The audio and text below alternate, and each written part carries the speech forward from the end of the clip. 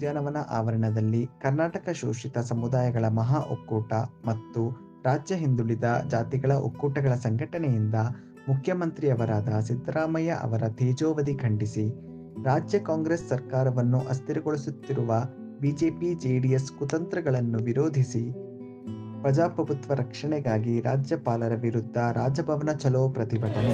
ಇವತ್ತಿನ ರಾಜಭವನ್ ಚಲೋ ಕಾರ್ಯಕ್ರಮಕ್ಕೆ ನೆಲಮಂಗಲ ತಾಲೂಕು ಕುರುಬ ಸಂಘದ ವತಿಯಿಂದ ಹಾಗೂ ತಾಲೂಕಿನ ಶೋಷಿತ ವರ್ಗಗಳ ಎಲ್ಲ ಸಮಾಜದವರು ಕೂಡ ಬಸ್ ಮಾಡಿಕೊಂಡು ಈ ಒಂದು ಕಾರ್ಯಕ್ರಮಕ್ಕೆ ಬಂದಿದ್ದೀವಿ.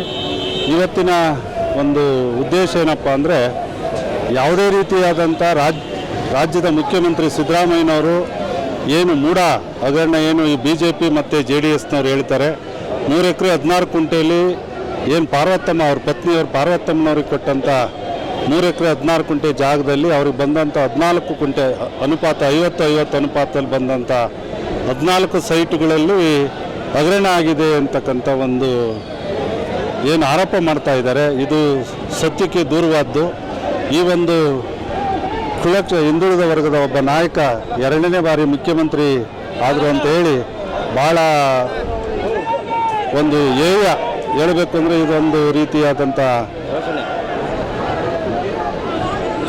ಶೋಷಣೆ ಅನ್ನತನೂ ಕರಿಬೋದು. ಒಂಥರ ದೌರ್ಜನ್ಯ ಮುಂದುವರಿದ ಜನಾಂಗದ ಮತ್ತು ಅನೇಕ ಈ BJPಯ ಏನು ಮೋದಿ ಇವರು ಸಿದ್ದರಾಮಯ್ಯನವರ ಏನು 5 ಕಾರ್ಯಕ್ರಮಗಳು ಕೊಟ್ಟರು.